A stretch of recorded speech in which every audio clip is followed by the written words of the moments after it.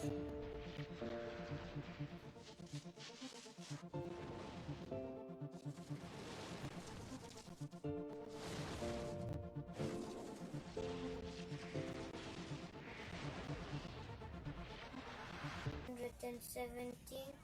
Praise the Lord, all nations.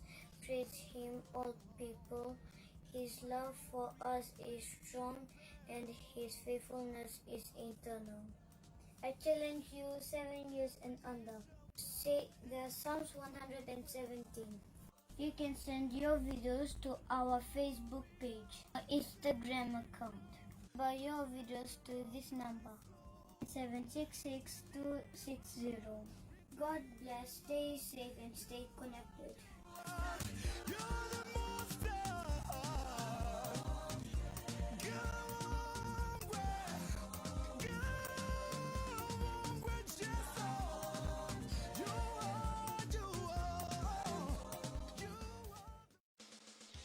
The views and opinions expressed in this program are solely those of the original authors and their contributors. These views and opinions do not in any way represent those of MyTV, MyTV staff, and or any contributors to MyTV.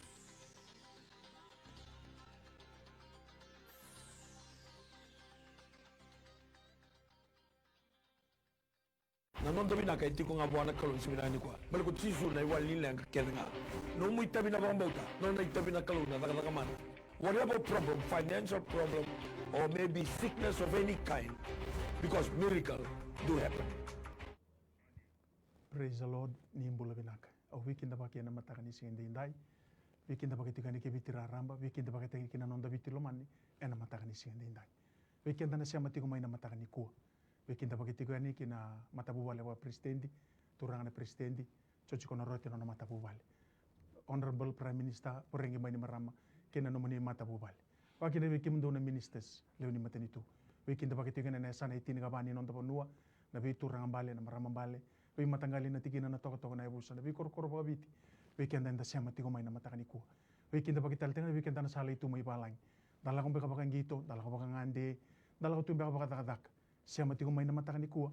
Taru tigo na ngono binaka ngo wiki nda bakiti gani. Ena yadini ngoni turang binaka chisu. Au wiki nda bakital tenga wiki nda na takatiko.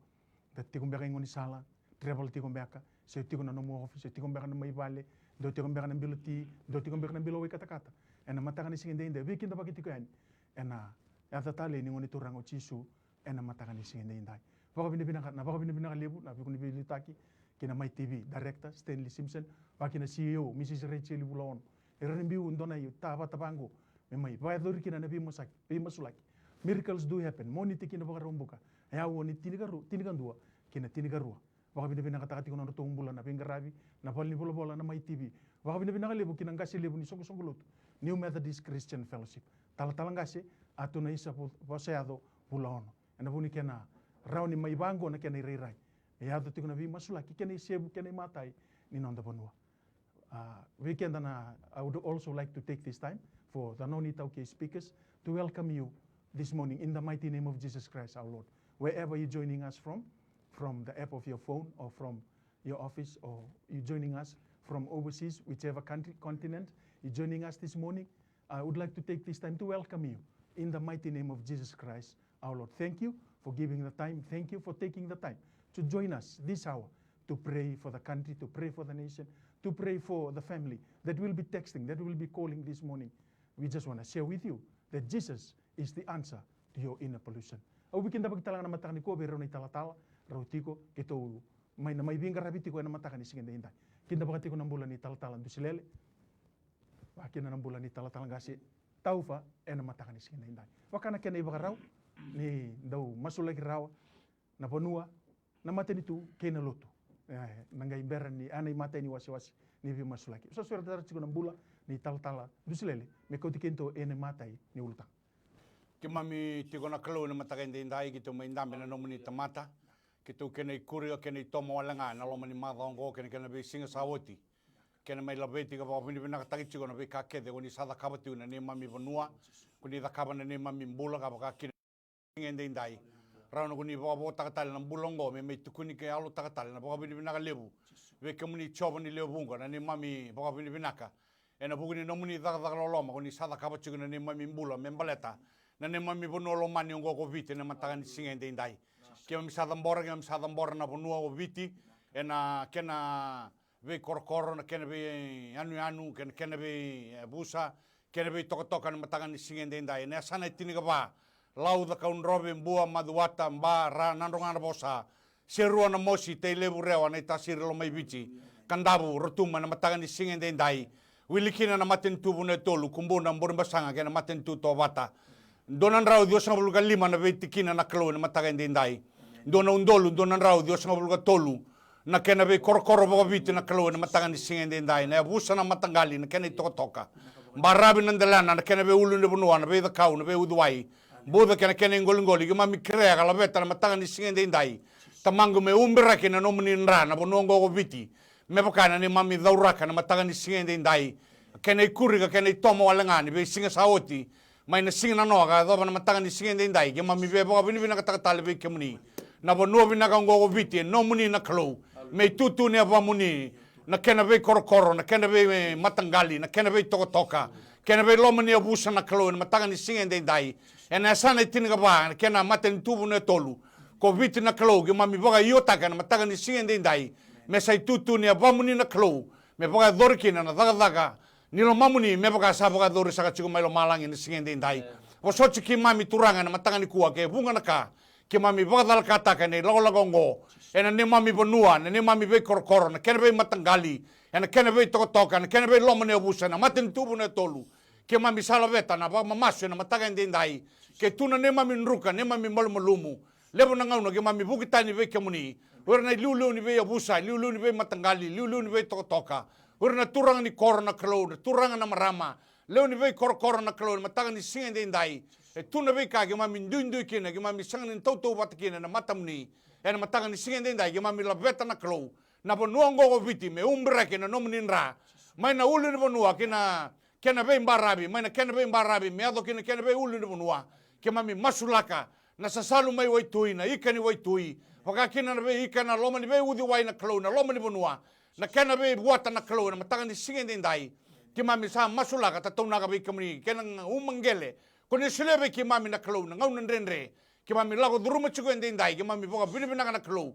ni tuna bonua ke mami kana ke mami ngunu kina na klo na mataga indai yana ka ni boga buna ni boga burea ke mami mbula kina na kawi taukei kena be mata tamata ke mami sama mbula be duruma kena bonongo go viti ke mami sasulia kena geti nilinga muni ena mataga tale ni sige binaka indai binaka boga lebu sara tamangu na lebu na sana tiniga ba na lebu na kena be korokoro na lebu na kena be tikina na lebu na maten tubu na tolu ke mami sa dambora ke mami sa laiva ke mami sa sulia kena geti nilinga muni ninga boga tuluwa na kalo ke mami sa mbulu tingwa ena nomini loloma kena nomini be baruta kena mataga indai ngona i mata ini masu na ulutanga membaleta na bono viti ke mami sa nomu na nomu ke mami labeta ka sulebe ke muni sa damba na masu na boga binibina kana boga roko kena bendo kai ena ada chisu na le bota na ne mami turanga io sa yado mene mami wambula sawana mami kalau mami sema masu be ke muni na mata na ni sigani kuwa mami bawa binibina tana nomuni loloma betana nomuni loloma tunan doni same sa binakana na nomuni loloma ka tana mbula ena mataga bina ni sigani kuwa turanga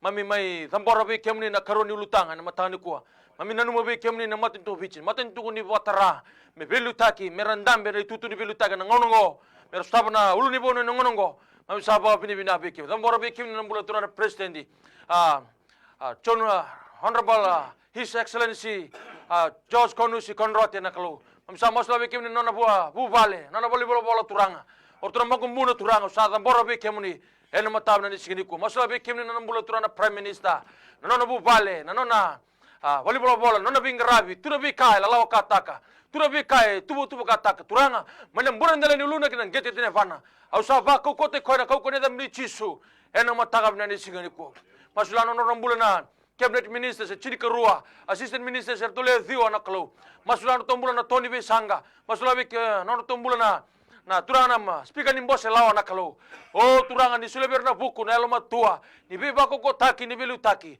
tura be kara tubu kata tura be kara sanga taka tura mami sini barra na be ka tuvira mami barra be kemuni sule na buku kuni sule na eloma tua kuni tengu bira mbuli rabo turanga hena matabna ni sini ko ni bande tabira me ndona bono mera raikina mera raibe kemuni mera tada kina nomuni uluni banua ko santo tagame kina nomuni buke kedenga hena mataga binani sigani kuwa tambora be kimni romulana na permanent secretary rusawul kandua o na komanda ni matai balu komisioner ni obisa komisioner ni bononi bibana tondo taki na kalau asa masula be kimni ora kena lingani bing rabina lingani wauna lingani lawa turanga ni be tumberi ni be maroi ni belu taki ni zagada wat keirin tumberi ra tuna uluni banua tuna be karaso taba sora solimbula tu na kena ngarabi na bubal na bono bichi na kalau bitu na bubale mami sadam boron da mula be kemni hena mataga binani sigani kuwa so ne lama na uli banua erandong dola kami bitte make sona kalau karsa tebu me wana ulu kina nonra rai na kalau turanga ni bondon takan matne lonra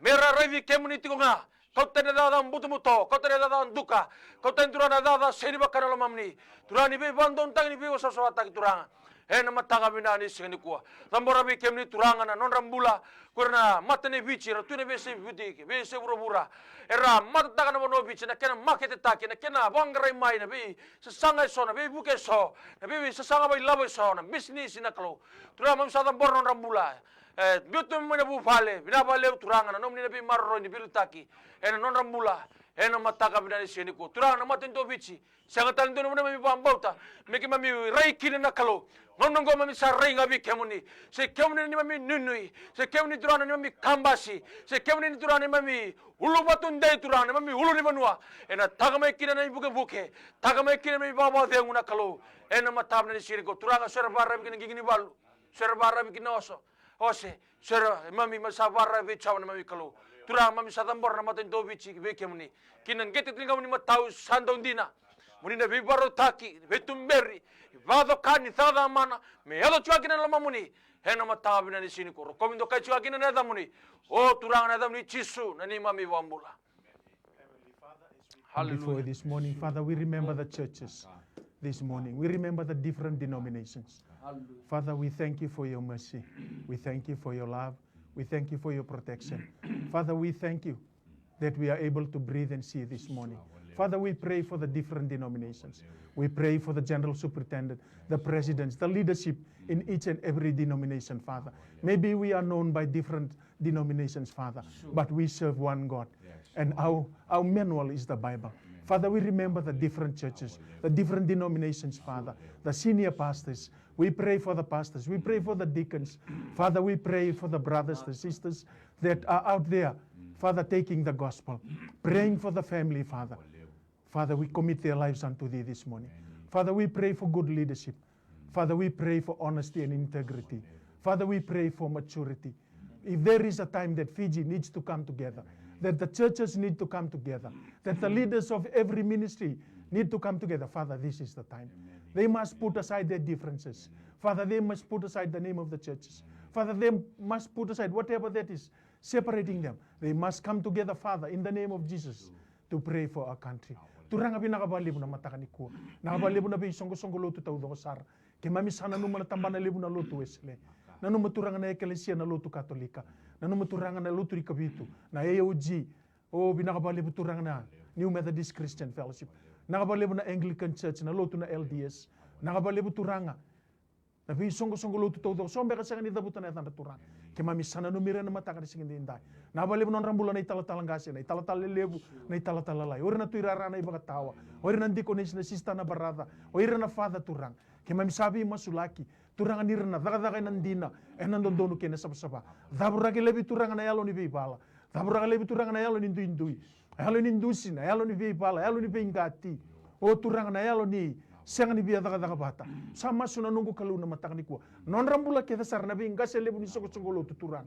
Sadambora usala beta be kemuni na bibal ni bola tu do ni songo lo tuturang sama suna nunggu kalau ni kemuni na pakai adoka kemuni na takoso kemuni na bi bagaru taki kemuni na bi sutabi kemuni na bagarai takana ngoni sala turang meki mami na muria bina kabali bu na matakani kuwa na kabali bu na muni kalau ndau rongo masu na kabali bu turang na muni kalau ndau daga mana na kabali bu turang na muni kalau ndau bi sutabi bi bagandi taki na matakani kuwa ke mami masu enda bu kumuni chisu na iba bulan dinan daw loloma endombonga nakabalebu bikin dapat kita litu na matakani kuwa kaya pakai kusangay sema mai sawo titiga na imatay ni wasi ni masu gosa na bakaraunda durumay ni ikaruni wasi ni masu nimber ninga inda Wabadhan ene karua ni bimama ni awa. Enanga indola tiki kina nangiri, dola tiki na text.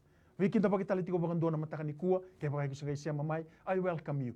For non-Itaukei speakers, if you just join us or if you just logged in, we would like to take this time to welcome you in the mighty name of Jesus Christ, our Lord. Wakana kene bakarau, ngone karua ni waboki ni masu. Mata ini ulutanga na masula katiko talatalan du silele, bala tinga na mati lebu na coronavirus. Koire tobi mati, me kotal ni toso, me koire sa, tobi mati me rambula, me renibi maro na ngoni nanrana ngoni turang chisu. Karone ulutanga, oire na daka tu, frontliners, na daka, na Cyclone Herald Rehabilitation, irkede na matabubal saramay bakalinggay. Na ni taltalanga sa taufa, na nunggu gay katulin ulutanga na, kena sa masulag tigo na economy, kena masulag tigo na nonda buno, ena bukunin basulaw. Do ba kikito, na karuni wasi ni masu, swerte sa tigo ng bulan ni talatalan do silele, me kautikento ni matay ni ulutang. Kimami ngole talebe kimuni turanga na matagain dai dolabe na loi kimami na ni mami be bo ni bina kata tu be kimuni na klona daga loloma ni be bombulai daga loloma ni be sireki kina daga loloma ni be bangala taki kuni sada kabachigo na klo membaleta na mate ngona COVID-19 ena kena yado mai na klona bida na bula sawoti taramai na ni mami barabi taramai na ni mami bonua e dumangara ino burubura un dolu milioni na klona tamate sa rabagalengai na buguni tabi matengo ia ko viti na kalogi mami tundo ke mami tunganga na mataga ndendai ni ke mami bora rabi ke bain na kalo sambula sa chigo bata ke mami bora bini bina kata kina na kalo na mataga bina ni singa ndendai mana tini ka walu na kisi ni COVID-19 ke mami aronga daga mai tau na ne mami bonua rambi kai kina na turanga na marama thorbo wakini vera na nomuni tamata ke mami bora bini bina kata na mataga ndendai mana tini ka walu ya mai boy le tolu na kalo na mataga ni singa ndendai ia ke mami ronga dada bugo takati na kalo ni sama iba wai dala taki sama iba tu bondo taki sama iba sa se abu taki na kalo me sa oti bondo na dada kani no moni be sreki no moni be bombulai koni sa bombulai ki mami kina na bono viti koni be tu kuna bondo mo ilebu kina bono viti ni ko choba sambulo tu na singende ndai na ni mami nui na ni mami ron na ni mami bobo ruru turanga me kami lau talbe dai ni satu ngabe kemuni na bosa ke dengan nimbula na mataga ndai ke mami sabo ka bini kata ka lebo be kemuni tamangu bina ka lebo ni sangi toso tale na wili a mena tin ka walu e tu dua balate na daga lo manga raw ko ni da ka na mataga ndai muni bo din taga ki viti kena be sana tin ka ba kena be mata tamata ke nga ni ko ni sambula ko ni sachi ko na kalo na mataga ndai daba na ka ndendre be ki mam na tamata sangi ndona ka endendre be kemuni na mataga ni singe ndai mani tin ka walu lakiswe ha mai boe tolu na klo me adoban mai na mataga ndai ke mami sarama dada bugo takatigo ni samai baga se abu samai baga wai dala taki samai oti bungandua na mate ngona COVID-19 ena bono ngogo viti ke mami sakilaki na turangan mataga ndai ena alo mo ambauta ke alo mo binaka kamuni ko ni sarama da chikona ne mami bonga ni masu ne mami tangi ne alo ndina ke alo mo binaka na mataga ndai kamuni ko ni kaina Filipai ban kine ona kane bol tambu do kako ni dengo da masu baga bini binaka nom do dike baga chiko na baga bini binaka kibwana nom do kalo na masu na kere ena dike kene baga bini binaka na mataga ni singe ndai kamuni ko ni katal ngana kalo na nona bolo pita na kalo lima bitu ndo bitu bi ko na nom do lomo do da kenga ni sanda una numi ke mundo ko ko na mataga ni singe ndai o tamangu binabo lebo na muni na numi biti binabo lebo na numi ba wai dalataka baga tubondo taga na matengo sanga talilindo na mate bou me mbasi mai sendo talele wili bou meni me kuri ga toma kina ni chin ka walu ga mai ba ngana bono viti na klo ki mami ba bin mina ni sanindo e mate sanindo e kautani no mbula e ado no mbula binaka e ado no be sreke na mataga ndai ki mami ba bin mina ka tai kemuni gena turanga na mataga ndai ki mami sureta na no muninra me umbre ki kina na bono viti mana kena be mbarabi kena be matasawa me ado kina kena be ulu ni bono turanga na kele ni wanga buka na kele ni wanga na be kara durma ni mami bonua ki mami tambora ki mami ba bini bina kataga na mataga ni singe ndai na bale na be bombulai na bale na be sreke na mataga ni singe ndai e no muni kene na baro roko na bendo kai e na mataga tale ni singe ndai na masu ni ba bini binaka na masu ni ba da dambo ni ba taki kere e na mbore na da chisu na alo ba mbauta ke na alo ba dinata na ne mami turanga io sane mami bombula Bina be kimni na matab na ni sigani kuwa mami thambora be kimni non rambula kelsar na frontliners all those who have sacrificed for the past 3 months, Father God. I commit their lives into your hand. Thank you for your protection. Thank you for your love. Thank you for your faithfulness in their life. Some they have sacrificed their family time. Hallelujah. Mami pa pini binakatanon rambul, or na puniwai, or na nasi, or na lingdibing gravi, or na obisa na kalu. They watch over our islands, our nation, hallelujah, during night time, during curfew hours. Mami pa pini binabalibi kemni, ena mataka binanisigani kuwa. Tura mami, may ronga da chungo ni sa, bangalaltik na matinto bichi, na bukan ni matingo. Mami pa pini binatanon rambula, or na front lines. But na pika era sulitu na nonanjina, sulitu na nonangu. Seorang bitu mena bubale, saba ka Pilipinata non rambula. Na mataka binanisigani kuwa. Turanga, mami tambor talang abi kemuni na non rambula. Ora raso tapo tuna rebu ni bada ni matengo na buku ni sa biu mai na dadaka so sa musu na isau ni dadaka so sa musu na yau ni dadaka so sa tiko mera wadengu mera sa wawa tiko mai vale tura mami sangani klase vada mana kenan dinde mami seni klara bi kaila wadruma. Father God, we know, we believe that you are Jehovah Sama, you are everywhere. Hallelujah. We pray in the mighty name of Jesus. Thank you that you give them the strength, give them the power, give them the faith and the trust to trust in you alone and to always cry unto you. Hallelujah, this wonderful morning. The psalmist says, I cry unto his mountain and he hears me. Hallelujah, this wonderful morning. Father God, I pray over their life. So that stop to na rendre, to na bill me saw me, to na mortgage me saw me, to na rent me saw me na kalo, to na be kame maleta na kanani bubale. Oh, tu rang mami sangat talent na mami buki kina. Mami na buki ngabe kemuni, se kemuni na mami sasamai, se kemuni na kalo ndo mi borotaki. Maleta na ni mami mula, bunga mami kemuni. Heno matangam na ni sini ko. Nambara na rambula. Raso tabotu na vadadani thanglambo na kalu. Da chungo na bibado taki na kalu. Nambara mi kemni na matintu, or na department eso. Na kena sangay me mengarabi na bibatoro da taki na bibado taki na vale, na tiko na kakana, na tetei na kalu. Tura mami sama subi kemni. Oh, binabale na bibaro taki. Binabale na dalam na katu meta songo. Binabale na barata na bikandendre. Binabale tura ni batara na ngongo. Mera laudro na limonongo, mera raiki na bikemni. Di kemni na kalau nindo batang na dangi, munindo wasakin na bikim mami, na mataka bina ni sigani kuwa. Tura mami ba pili bina bikemni. Hallelujah. Na nomuni laloma, kena nomuni yalondina. Vekalele mo ni dakaba. Vida na undalo sawati ko ni zambeta kina na dalan dero kalibari. Tura bina balem nang gangani tuda ke tali na mate. Ni kimam nan duri tali na bonovici. Semani bala na bikatu ko na bura. Tura nga bici na ba na mate bikemni. Hallelujah. Mce kemni na kalau na bici. Na ba tau chini ngonongo. Oh mami saba bina bali bikemni. Binawale no sereki, binawale no muni alondina, binawale no muni bambulai, na matanga bina ni sigani dai. Wale subikimni na bobi ni binaka, Jisu na ni mami bambula. Dear Lord, we remember the nation's economy this morning, Father. Father, we pray.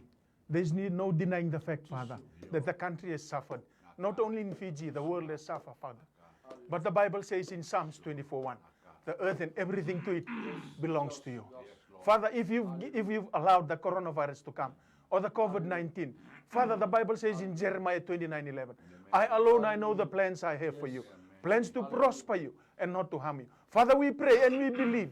We sit on the promises of your word. Father, if you allow this COVID-19 to come, Father, you're going to see us through. Father, you're going to sustain the economy. You're going to sustain the nation Fiji. Father, because this is your doing. We believe and we pray, Father, that you've allowed this to happen because you want to speak directly to us, your children. Father, we pray that your loving hands, Father, tender hands will look after our nation. Father, we pray that whatever is out there, Father, we are going into the unknown. People have been laid off. Father, businesses have closed. Father, people have been sent home. People are on reduced working hours. But Father, we pray and we thank you that you are with us. Father, your word says, I will never leave you. I will never forsake you. Father, we pray and we sit on the promises of your word this morning. We remember the nation's economy. Father, we ask you this morning to remember Fiji. We pray for the leaders. We pray for wisdom. We pray, Father, for direction. We pray, Father, for commitment. We pray, Father, for the people to be honest, Father. We uproot, Father, all the evil forces, Father. People that are in there without, Father, they have ulterior motives. Father, they want to destroy the economy and the government. Father, we remember when we pray, we commit every section of the economy, Father, unto your hands this morning. Father, we also remember our nation, the amount of criminal activities, Father. We pray for the police. We pray for the law enforcement officers, Father. They've sacrificed so much for the government. Standing from 10 o'clock in the night to 5 o'clock in the morning. Father, it's not easy. They've given up their free time. They've given up their family time. Father, we pray. Because the only thing, Father, that stands between the nation, Father, we need to come back to you, Father. We need to seek your Father. We need to seek your word. We need to seek your eyes. We need to seek your face, Father. That the lawlessness in Fiji, only the word of God, Father, can kill, can heal us, can cure us this morning. Father, we remember. Turang kimami baka pinipinaka. Kimami masula ka turang. Nambasulawa. Nanrambula na tambana niyo bisa. Venga rabi baka kinir na bali ni bebesu. Turang sa masula kina mataka ni kuwa. Nanumina ni mami mata ni tuturang nambula baka ilabo. Ningai bebu kina tamay ki mami. Ningai ndola mana katumba. Ningai baka yado katurang. Kahit ko na nomuni bosa. Soe baka rongo ki. Para rabi kina ose. Soe baka rabi kina gigini balu. Ia turang au piti. Me baka rabi biki mencoba caire. Nakalau lebu nakalau ndobi baka rutaki. Nakabalebu turang na mataka ni kuwa. Nakabalebu turang ni kemuni na wana noba ni mami bonua. Ni kahit ko na ibolo tambu. Karoni binga una bitu tini ka ruwa kina tini ka ono. Keba ka awala ngaturang ki mami sabu kita ni mai. Ke mami lesu mai be kemuni. Kemuni nangai rongo tani mami masu. Kemuni nangai bakam bulau. Ni nangai boko tani mami bola bola ta. Matamuni nanda wano non dalinga muni nanda bakar rongo. Turang na elo muni na matamuni nanda utui na bunongo. Ena binga ono kina sar. Bina ka bale turang na ndina. Ke na mana ni no muni bosa. Turang ki mami dabuta ni stal tiku na mataka ni kuwa. Ni kemuni kalau nda udara daga man. Kemuni kalau ngani no muni bosa. Kemuni rokoba tiku nga. Wano no bangana no muni bosa. Bina ka bale besar na mataka ni kuwa. Maso ni komuniti isu. Na ibang bulan dina daulo lama endombonga. Welcome back this morning. Bikin dapat kita lihat ko doon matakan ko sama ida patiga na awon bi masulaki.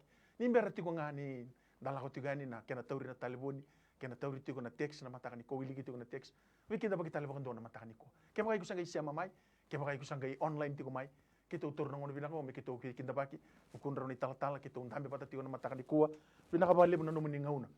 Nakabali mo numuni daun di na may ana base masulaki na matakan ko. Tal-tala busilel. Tu sa tigo na text ko. Indo na mata ni text ko. Indo na baka binaka. Ena bugo ni bi masulaki na madaw sa out. Sama iraw na takatak. Kasama yuti talang ana tawi denki positive case. Mendo na masin baka binaka. Kini karunga may oyi pambalele buka ke kini balele buka. Rawiti na ni raw kire tingman mi masulaki. Ngongo tawi raw tingman raw tigo sara may punolip. Kere nga muningay na numero to na masulaki bi masulaki na matakan ko. Kemami do na baka binaka bi kemuni na klo na matakan din dai.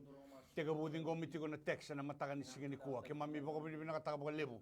Na matay ni text na klo itigo na matakan din dai.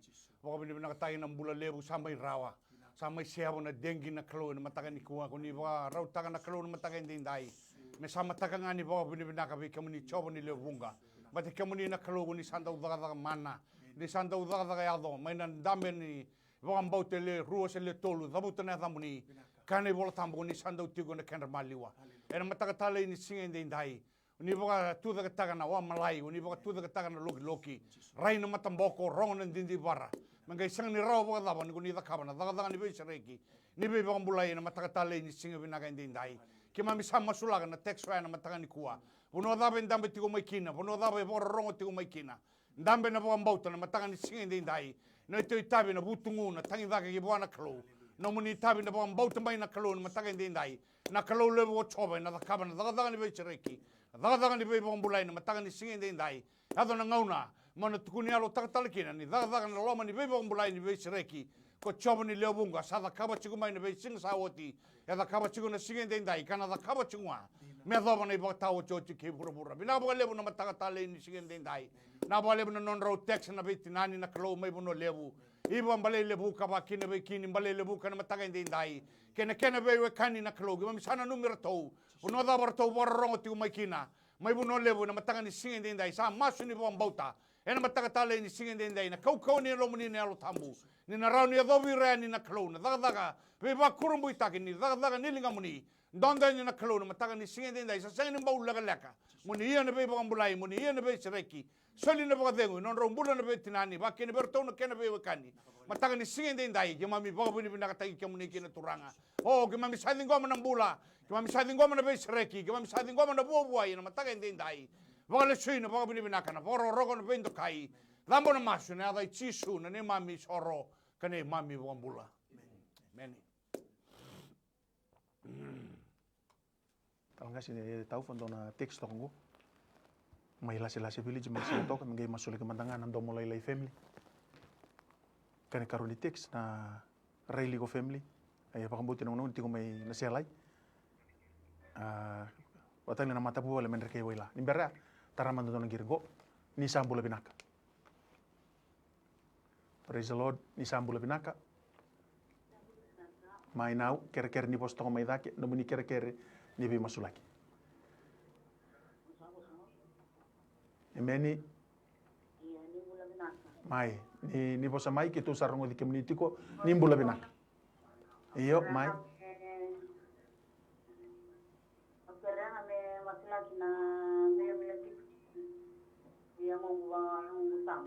Meni.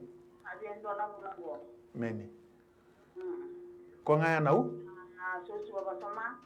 Meni. Susu apa sama kina banguro nunu cipo. Meni. Nundu la kosa.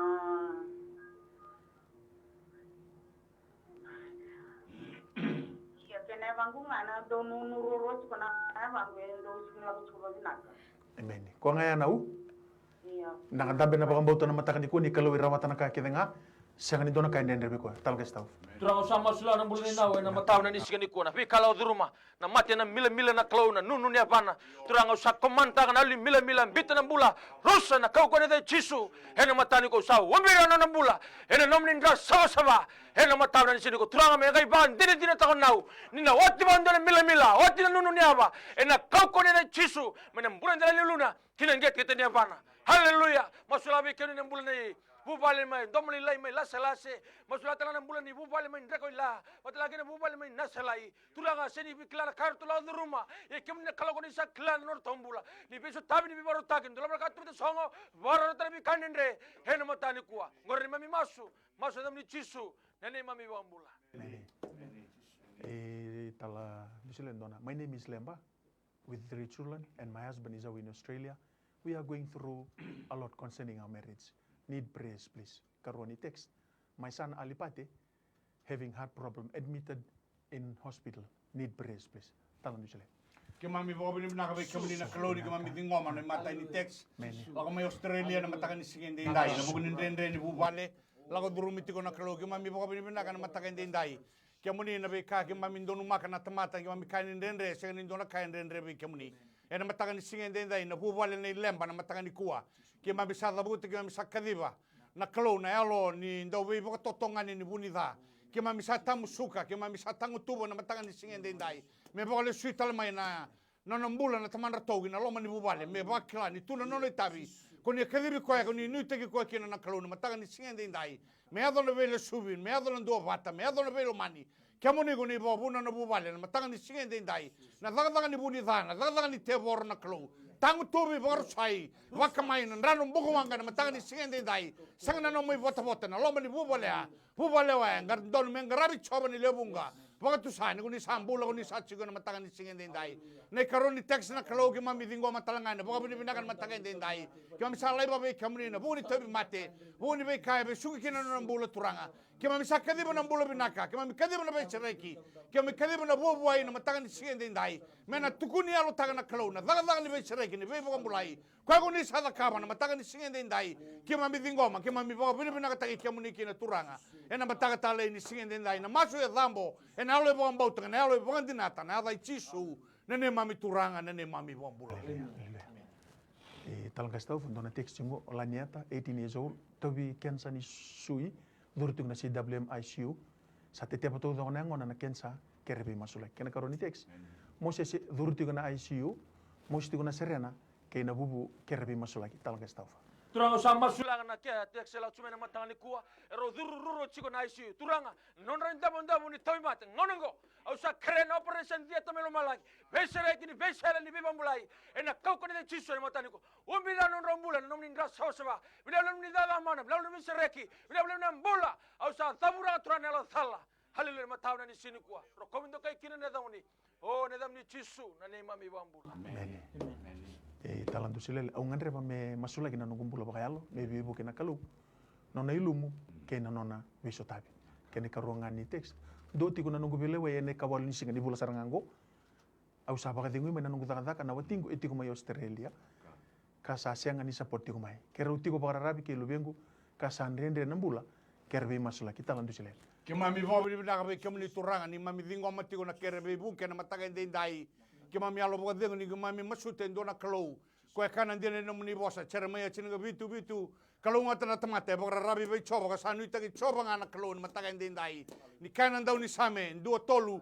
Ena bakana kausa tena mbati nudi wai hua taga na buana na kena ngauna rauna na sanga ni malai na kakela sando da kava ena ado na mataga ni singe ndai na buwa leo na kalo mbitrau na nona tau tana mataga ni singe ndai sande ndrechi kuna be tartara mai Australia na kalo na mataga ni singe ndai kemo nego ni na se mata lestale na ndraki ni be loni na ndraki ni be lomani na ndraki ni be bosoti na kalo bina ka buwa leo tamangu na mataga ni singe ndai ke tuna ka ka buka tu sana mataga ni kuwa ni nendre ke mami buka tu sa ke mami buka mbauti ke muni na mataga ngo e sanga ni ndona ka nendre be ke muni na kalo na mataga ndai mendambe na lo buka mbauta me lo ndambe na lo buka dinata ke muni na kalo go ni rauni semata na be ka kedanga sen rauni buka tau buka taga na tamata na mataga ni singe ndai na karoni text na kalo ke mami na lunga talanga be ke muni na mataga ni kuwa wili ke be ke mami matata ti be ke muni merni ke mami borong taga sama tato ti tu be ke muni na mataga ni singe ndai ke mami sama sunga ka krena daga ni be sereki daga ni be buka mbulai na kalo me ado na buka dengu kina buba le rua taxi kumai na mataga ni singe ndai ke mami kadiba na nomuni mbuko wanga na kalo wakamaga barusa na daga ni bulida na daga ni alo bela bela na mataga ni singe ndai me ado na be buka tau do tagi na lomuni bubo lea me na ado na ngone rtono tuda ka batu sa ko choba ni lebunga sa iyo tiko na be sereki na be buka mbulai ke mami vingo ma chigo na mataga ni singe ndai e damba na maso na baba ni binaka na dai chisu nene mami turanga nene mami bombula. Nimbula binaka. Praise the Lord.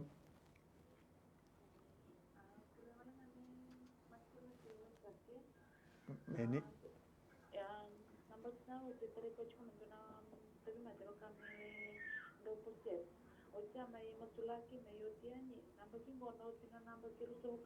Many.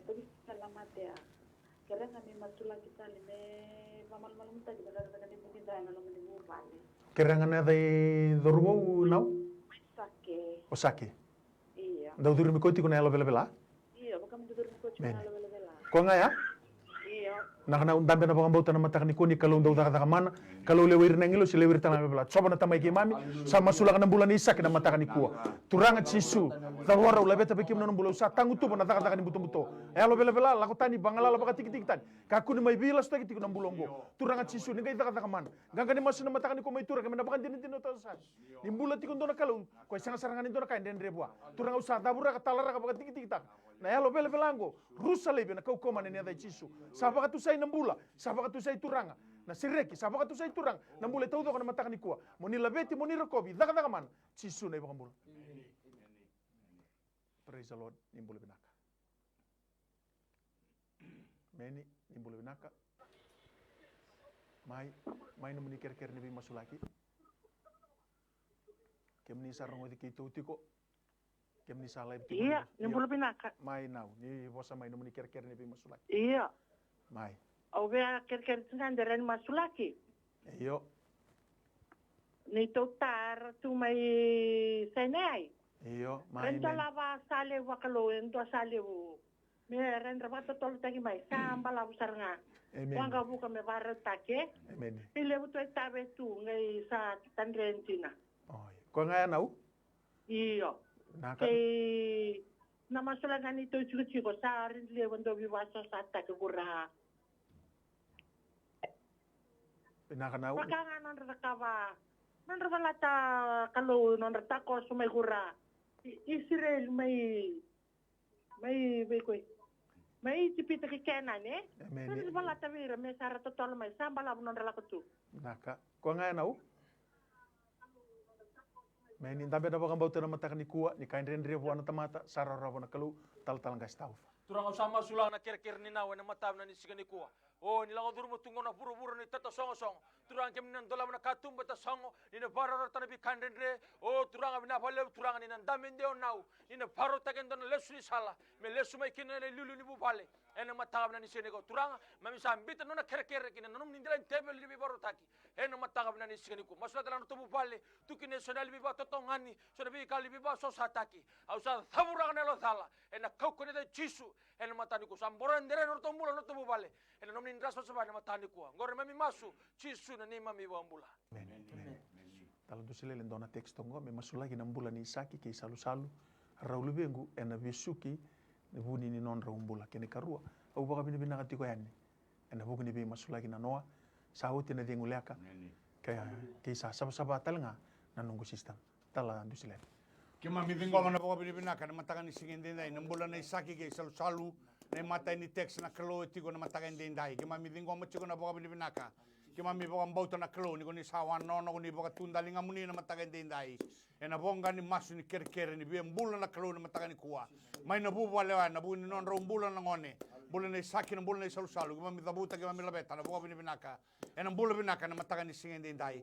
kima mi ni sanga ni ngule da talanga mi baka binibinaka takan na karo ni text Lako tiku mai na bosa ni baka binibinaka na bosa ni baka dau na kalo membale chike muni na daga loloma ni besi reki ni sa dabuka ni sa oti na dengo na kalo ni mataka ni singende indai oh bina baka lebu turanga ni kemuni ko ni mbule na mbulo ya na mataka ni singende indai sala ni dangi na sala ni rana sala ni ke kakana na sala ni waina be kake na kalo membale na mbulo ya mana mburandana na kini geti ni apana mataka ni singende indai ma mi labeta na baka binibinaka ena buku ni baka binibinaka taka ni mbulo lebu ni baru taka merani boka tu sai na matanga ni singin dai ni sai ado nambula ena loma ni bubola na matanga ni dai ko ni sa boka roro tai kina na klo masu sa dingomi na boka binibinaka na boro roko ke na vendo kai na dai chisu na ne mami bombula amen talga staufa dona teksto kongo kerea me nabi masulaki soli na ngalala me toso na yala ni koro mai tauliu matai lombau na itasir meratarkina na balibu nimbera talga sto tara mantona ngiri ni sambula binaka Praise the Lord, nimbula binaka. Isa nimbula binaka ungiriti ka usa sanano ni laini. Mai sa kemuni duru sartungango ni bosa mai nau sa lai bitungo. Senga binaka talenga mi masulaki. Iyo, mai. Tumunindra. Tumunindra. Musituna ngungu kewe. Ameni. Ko ngaya nau. Ngaya binaka braza. Binaka. Dambe na bakang bauta na matakani kuwa tal-talas. Terus sama sula nambul ni nau na ni tumunindra na mosi na ngona na kalau ausa thaburata na libi ba totongani nal ni mosi turanga nal tumunindra nal kanabawi talia na kalau rusa na kau kone de chisu hena matabna ni sinu ni taranelona taramatnelona mendami ndebi kemuni hena matani ko sa batu sana bi sreki ausa batu sana mbula ni nau hena mataka ni ko merani vakla ko ni sala ko mi rona mbula me rawa le usara hena matabna ni sikani ko turanga sa masla taranga na text lago timena matani ko mbleta na kena tosoi na ela likoro mai matelomba mani tasiri turanga sagani ndona kandendre be kemuni ne ble turani ne biba barro tarabi kandendre ni nandola bra katumata songo na kalau meranda mende ne leoni koro meranda mende ne leoni koro meranda mende be kemuni turanga ene matani ko metene sendora kandendre be kemuni Pika ndendre pika mamna tamata raw be kemuni ene matani ko na ble num ndoro masu chisu na ni mami wambula amen ni sambula binaka. Praise the Lord, nimbula binaka. Emeni keba kemuni sarung uti kita utiko namuni ker-ker ni be masulaki. Nimbula binaka. Mai nau nimbula binaka namuni ker-ker. Nimbula. Iya, au ker-ker chunga. Mai Rona ngwane chungo vyo vale ndo kwa yangazi ndo mbesi bulnakana. meni Do babaru takana kena do valalay nga vango do mbesi nakana. Ombo ker-ker nga kero do masulaki mai ker-ker. iyo ko na kini karua beste na kalo na mataga indai na yalo dala na be kai be sugi chikina non rombula na kalo ena mataga indai ge mam sasreka ge mam satangu tuba ko na yalo dala ko na yalo vagam beste na mataga indai bito na non rombula na soli ngona mataga indai mana non rau ngada na kalo mana lo man rau ni yalo binaka turanga be soli na yalo ni bia kana na mataga ni sigende indai mana bagan din taga na banda ni kalo na mataga ni kuwa kamo ni ko ni sa daga yado non rombula na soli ngona mataga indai binaka baga lebu na be bombulai na be sreki mana besri kana embala tatiko non rombula na soli ngona mataga indai ke mami boga tu sa ke mami boga din taga kamo ni kalo ni na kabana daga ni be sreki ni be bombulai na mataga indai mero kobi la beti ndo kai kina na damuni ena bo komunichi su na bombula haleluya talga stau fundona teksto ngo maika mositi kuna sangana esana imawi sangani raoni labeta na yabana sebuki se dambe babi na kerbi masula kene karuni tekst nunggu Carpenters Finance Payments tulan rau dia sobo kawalan dola. Mesaumi au sa sianga tuni daka kerbi masula. Keni ka tulu ni bosa ceu talangase. Tebita duruti ko na ICU lambasa wakatambu itu wa na beisiko kerbi masula. Talangase taufa. Turang usama sula nang bulni mai haleluya na matangani kuwa. Mosi chiko nang duruna na kalona ya bana. Asa masula ka turang nali mosi usa dun ruba. Biuta nang bula. Rusa na kau kone da chisu na matani ku. Sabat sana bula. Wat sana besreki. Ena matab na ni sini ku. Tutelanga na text la sumai na balta no na fa. Na kena somi na nona dinau mena Carpenters Finance turanga senior candidate be kemni dalam na kartu mete songo ni vibaro ta kena kalau nona mbula na dorobo e text sumai na matab na sini ku setelah mulai na mbula ni debi tira kalau na be kala do rumah na be kaso tamu na kalau turang na mulai na vibaro ta ki besu tabi be mulai be sereki e na kau kone da chisu e na matab na ni sini ku rokom do kachu na damuni o na damuni chisu na ne mami bambula Nimbolo binaka. Praise the Lord, nimbolo binaka. Kebaka kemni sarungo kito tiko mai ni bosa mai nomuni ker ni bi masulaki Beni tahun kasih. mai ni ker mai Kerengan nabi masulaki yang palata masulaki ngana nunggu balik. meni Iya, karena nunggu yang untuk dulu ni mata bubal, memang masulaki ngana nunggu bola bagayal, metala kita kita le menantu le bertanya dengan meni ko ngaya Iya, men. naka ni ndambe na bakon bauta na matakani kuwa ni kalungu erawata na kakina talan dusile Ke mami bawa ni nak tahu boleh nangangandre anak kalau ni matakan dindai ni nangangandre binaka nangangandre ti tombu ni bebak sangara na bulan ni lagu bata ki kemuni na matakan ni singen dindai oh ke mami bawa ni binaka ni kanan din nomni bosa nomni profit o sea ira rawar ki chobar na pakau ko te tale erna dambe dake me bakar bak tambana bak keli erna di di sengi oda na lagu tu sengi ni malmulumu ena matakan ni singen dindai na nangangandre na nomni tamata na matakan ni kuwa e dauraka ka baka tu sachi ko mai na klo ni bina kata me talaba da kala ni baka tangin ngan no no bulo baka yalo ni bin garabi ke kemuni no no bulo ni bauta no no bulo ni ngandre no no bulo ni daka ke ma misal masulaka na mataga ni singen de indai turanga mai na murandalana ki ngeti ni apana umbira ki koina no muni nrana mataga ni singen de indai baka ko tagi na klo daga lomni no no bauchi kemuni no no wili ka bangu mutona no muni bosa lago bai kemuni na masu ka ba wosi no ndo tigo ba nanu ena bai ngau na keda ngani no ngan rebi kemuni na matakan dindai bina ba lebu na bai ba tau do taki bina ba lebu na no muni bai umbra ke na matakan dindai ke mami dingoma ne alo ba bauta ne alo ba nui ena bai chisu na ne mami bambula na teksto hongo baka bini binaka ena buguni bi masulaki na manda sawoti baleta na kisine peli satala di bakandua mai rawana daka ni lubengu sambula talanga indonu lubengu mai na kisini dengi ni berea tu tarama ndona ngiringo ni sambula binaka iyo mai iya ni mbula binaka Tengah kira-kira nanti dulu mai lambasa. meni mai Kira tengah dari masuk lagi miau. mai na durumuninga na ka nindambe na bakang bauta na matakani kuwa ni kalu erawata na kakita nga talang istaw turang usama sina bawa ni na bikem ni na matani kuwa usa tambor nang bulan ingas se melambasa turang abina wale nang duruna o usa fatu sana mbula usa fatu sana bisreki usa fatu sana bibang lalatak kota na liba titinga mendaminde bikem ni turang ke tu sana kai batara lo mani bufale usa thabura kau kone dai chisu hena matani ko sa umbira no mula no bufale no ni ndra sawa saba o thabura tena no thala na lo mai mbul na lo mai yeli e be tako somno no mula hena matab na ni sini ko na wale turang ni sulabi ko nan durba ko tagi me bikem ni hena matab na ni sini ko ono traba bele bikem ni turana mbula na message la otumai na mbula ne yepeli o bina bulu turana mni yalondina bina bulu mni favor satellite na kisi sarona da thaka saoti na dengi o mami ba bini bina bikem ni na kalonda romas na kalonda dada mana haleluya matab na ni sini ko bela veti ro komi chwana damuni o ne damni chisu na ne mami ba mbula dona praise the Lord ni mbula binaka emeni ni sambula binaka Nimbula binaka, mai nomuni ker ni bi masulaki isau kira ni masulaki mandangan dinding di mawi. Segay mo sila nga may nakabi. Sinasanran nila ko binaka. ko ngaya nau Iyang kongo nani may sawin law toka. naka dambe na bakang bauta nani mai sawini mai luto kan ina rani taka mana na kalu imberaya talandu silel dona teksto ko nunggu kisine bilawai ni kawal ni singa moniti mata mengo nunggu application ni list tali taka Kena wati ngu tumo Australia me toko ni kera mai baka betinani. Talan du sila.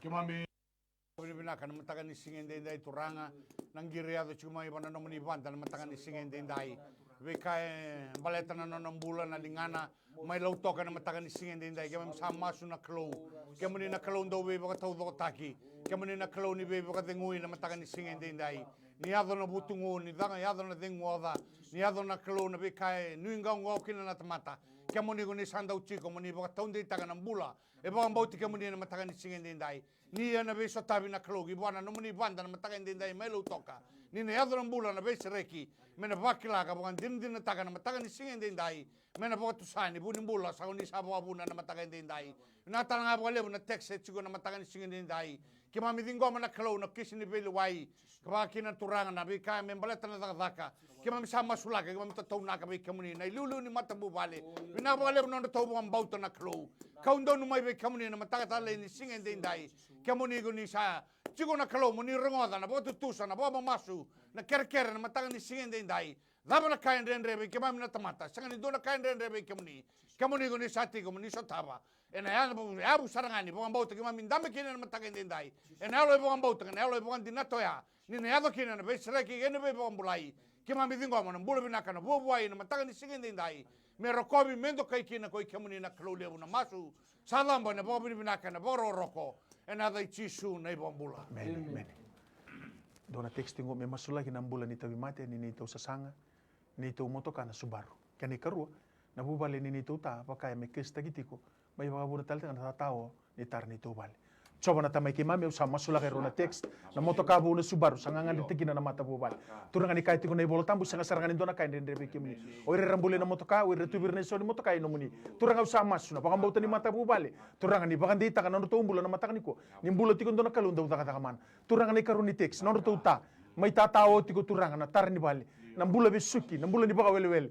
Turangan na mbula ni bingati na yalo dana, yalo pepe, yalo mai mbulu na yalo meli. Daburaki talaraki. Baka tiki take na kaukoma na ndeci. Turang itu usaha baka tusa. Na pale ani na tar na wati nang kagani mas turang. Erto na baka din tak. Ni mbula tikon to na kalunda uta kata kaman. Pinakabali na runa text, pinakabali turang. Na muni na kata kaman na barita kani kemu ni mbula. Muni labeti muni rekobi. Cisu na iba mbula. Tala texting go sa uba duty ko na singan ni baka sudu ni pasimata. Kerebe masuk lagi mata di teksa talangasi kene kerua nere usa sanga me kera u baka lubeni kerebe masuk lagi turang usa masula kana bulan ni pasimata na matani kuwa kemni sakla na tingni singa kini sakla na kenangona haleluya men tandu mai kini soli turang bina bale nabi baro taki nabi so tabi bina bale na bulan binaka sadin goma na ngone bulan binaka and I command and I receive a pain-free delivery in the name of Jesus. Hallelujah. Na matab na ni sigani kuwa. Masula talang na biwa tini rongangan na chiko me ndo na lubian raw na kalo. Turanga sen ndo na kande rebe kamuni. Binawale turan ndo lam na katumo te songo. Ni na bako toran ndo na ngone na keta ni ngone na kalo. En na matani kuwa turanga. Binawale turan mengaya magibawa na dingom na ni soli. En na matab na ni siniko. Mamsa dingom na bang bauti kamuni. En na matani kuwa. Kom ndo kay kini na damuni. Na damuni Jisu na ni mami bambula. Amen. Kalau tu sila lindo na text, bitana text tongo Leo ke luku ena sasanga ni biya bakal ni sauti e bana embak non roba mau nimbera to taram don ngir ni mbula binaka emeni ni mbula binaka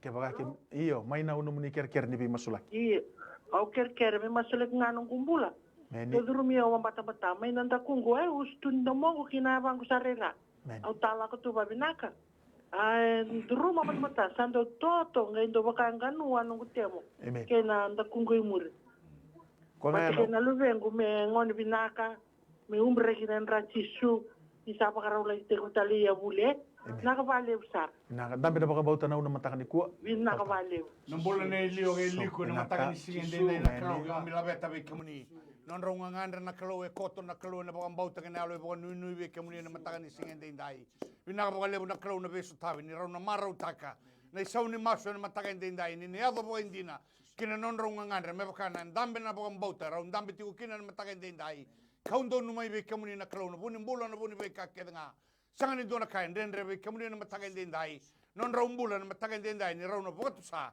be kake ngo e rau ndondu nga na nomuni loloma kena nomuni be baka taki na baka lebu talanga nangiri ni nau na mataka ni kuwa ke mami sathi ngoma na kere na kalo na durumi ni mbata na kalo mai na uso ni domona kinanda kuna kinangeti ni abana mai na muranda lana kina geti ne bana umbira kina no muni rana mataga ndai ko ko na mata ni mata mata beuto na bula na mataga ni singa ndai ai komane ona kalo na mataga ni kuana an rai sisu en ela sisu umbira kina no muni rana kalo na mataga ni singa ndai me ado na bula ki bana na banda li kalo na mataga ni singa ndai me na bagan dilin na taka me na dau botu sa ni bula sa bunga mai be kemuni na kalo paka kina no na sol na kalo na mataga ndai e paka bini bina katagi na kalo na no ba bauta e botu sa na mataga ni kuwa wala ka tala na lako ibuli na klo ia ke mami bitingoma ke mami baka pini bina katagana boto tu sa na mataga ndai ning dina tikuna no muni bosa sanga ni dona ka enden rebe ke muni na mataga ndai ke mami bitingoma na be baka bulai na be sereki e na mataga ndai na dai chisu na ne mami baka bula amen nona text pango ke to tiko baka rabi e nando tale na buba le ngoi lo toka ka sanga tiko na kakana sanga tiko na daga au nganreba menam do daga kerbi masulaki kene karu ni sambula binaka. Praise the Lord, ni mbula binaka. Nimbula binaka. Mai namuni ker nebi masulai. Nimbula. Mai ni mbula binaka kemni sa ketu sarungo di kemni ti namuni ker. Meni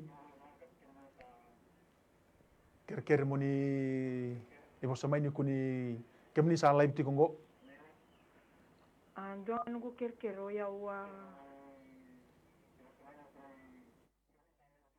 mai awali sumei valimbula nangono wa selekine binungu dorobo meni ochea au si wochinga bulandu au listal meuli sele meni ya nango e sasa kata chikunungu dorobo ya nangono go baka sabakila chikomai via una bimbi ni ruana sele ro vitaravia do baka ndo vanta buria ndo va mulu tekiau ya me konga ya nau yo ngai nangono taluli zaka kina oya wa zaka ina tambana nimbula nangono usazi ngumei kina ngo turna wenyi mate au lako volimbula ulisken sa sianganga ni ndambe na baka bauta na una matakani kuwa ni kalongo sanga ni dona ka ndre bwa uno nda uzaba kina na tamata ngende utego ndambe iko baka bauta saranga sanga ni na baka se baka bole kemni ni tunga ngani masu na mo baka bauta na kalongo ena baka bole iko masu bataki ona mataka coba na tamai ki mami masu la nona ngiri na we ngiri tiko mai na matakani kuwa sa sele baka rua turanga tarai ko tiko na molum sona ngono turanga sa sanga ni ngai daga rao sa masu na nungu kalone ada ichisu ni kai tiko na bola tambu lukin do tul sub kabitu ka sanden rebo na tamata sara robo na kalu kana ngaso cerme tul sub karu sub kabitu e una kalone bi tamata ki denga ndombe kali na kai den rebi yaw turang ko sa kau tandu mai nona lenga ki be kimni turanga ni ngai bi baka bulai sa baka tu sana bulai na matakani kuwa dabura kali bi turanga na yalo ni bela yalo mai bulu yalo mai li bosa mini bosa muri elo dana elo bebe elo ni bingati turang kitu saba tu sana bula sadingo mena bula na matakani ko turang balda kemuni na bunin bula au masula tala na tek sumai lautok dona mata bubal senga tiko na kakana rato tiko bagarab senga tiko na daga turanga ninga indola mana katumba me tiko na kakana me rauna daga turanga baleta na mata bubal rato tek donu mai nirto ko to mai be kemni turang sisune wali ni lenga bina kabale buna daga mana na kabale buna katumba kemni na dolaba na kabale buna bisir na bi bagamblai sisune bagambula bakani sama ito bagi kenta ke sunga una na matakani singinde dai tour na ngonongo na pakabina bina kalib be kenta na sema tingo na matakani kuwa ikom beka ngirmai ikom beka text mai dambe na bauta ni mbula tikon dona kalunda uta kata kaman pakabina bina kalib talanga na mai tv be lutaki director Stanley Simpson wakina be Mrs Rachel Bulono na CEO ni roni bakatarai dona bata bango mai bakatoriki na masulaki nonda panua na lutu na matani tu text mai ngirmai lenga daba ko kota mai chisu ne wali ne lenga pakabina bina kalib wana ngasi lebu ni songo lotu tala ngasi atu nei sapo se atu bulon ena matakani kuwa ena buku ni kena na baka sama na baka nanu biwata endo nei tubutu me bango na mai biki to na tala bingara bina matakani kuwa sati ko na baka nui ke baka bisa baka bulai ke baka bisa sereki ke baka sasuta bina numu ngande ngai text mai ngai ngiri mai baleta na numu tukuni alo eroni baka bula baka ndeta ka indua tobi ko tiko na matea ke baka tiko na numu ngande tiko numu kerker sanga ni somi numu tek semba ka ku baka ndoni alo lilai maina una ni bingara maina mai TV na matakani kuwa bimbe kana sai biti na sai buru-bura eko siama tiko mai kina na matakani kuwa toru tiko na ngono mo baka bini binaka wirto na transmission team na mai TV ireke na bingara na linga ni bingara sa baka bini binaka tiki na munimbula sa nui tiki ninda baka rupa pata tiko na weekend sa toko ngoi matanda ni kemuni na ni ku sa masula ki ku sambula na numa iya nakalu na wana no biko tiko eko tiko na numu itabi tiko na kami ko takaba wili kana na bosa masu lolo ke baka kisendo lolo ke baka kisendo masu Balenta ke baka sianga. Ne ubuni dai na tubo tanga ke kenda. Nam boleh tigo weekend ni sapa masulaki sanda pa kambulai. Sa sutabi no tangangan. Iya menda lako sarabi ko na buni mbula. Mai begitu na timi ni bingarabi na matanga ni kuwa ni kalungata ni ngangati ko. Nanon tabi na kay tiko nga buwan kalun si minani ko. Balik ko tisu na iwalin lang kaya nga. No mo itabi na bambauta. No na itabi na kalun na taka mana. Whatever problem, financial problem, or maybe sickness of any kind, because miracle do happen.